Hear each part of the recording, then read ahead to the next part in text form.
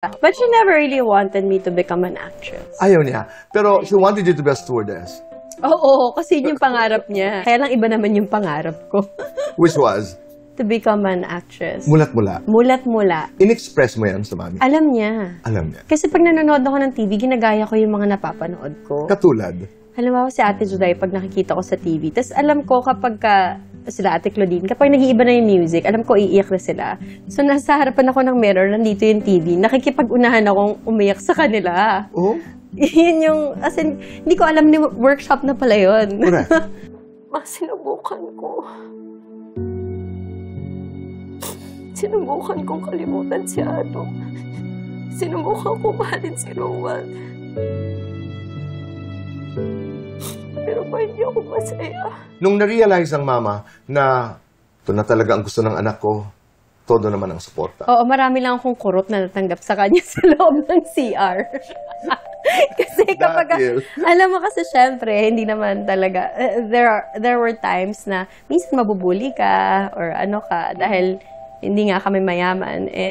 Mahirap mag-artista talaga, mag-umpisang mag-artista kapag mahirap ka lang. So, may mga pictorials, ganyan, na wala namang stylist back then.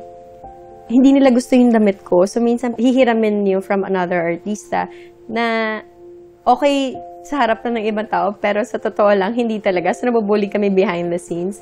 So, si Mama, pupunta talaga kami sa banyo para magbihis. Kinukurot niya ako to death. Parang gustong-gusto mo kasi to, tinan mo.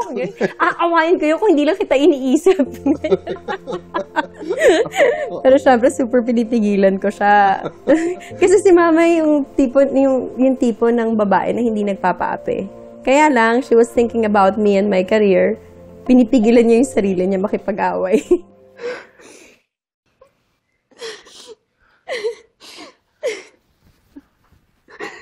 Pagdating sa trabaho, pagdating sa karera, paano kayo magkapareho at magkaiba ng mama?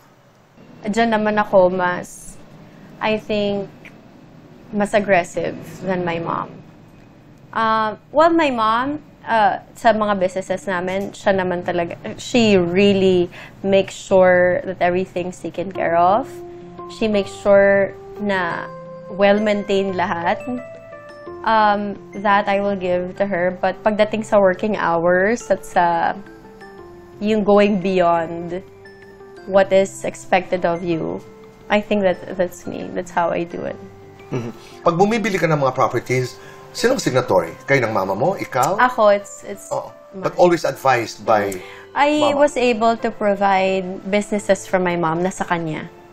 So she has her rentals and ano. In fact, I was able to, I'm proud to say this, I was able to set her up 7-10 years ago. So, hindi ako na breadwinner, Tito Boy. It's her businesses that I was able to set up for her early on. Magaling magnegosyo din ang mama. Kasi gusto ko rin yun for her because I want her to have the confidence that she sustains herself. Silang dalawang mag-asawa. Tama. At ang maganda sa kanya, iniingatan niya talaga yung lahat ng ibinibigay ko sa kanya. And a little way of saying thank you. Oo, Bea. I mean, I'm in the belief na lahat ibibigay ko sa nanay ko. Same. Tito Boy, Lahat. same. Oo.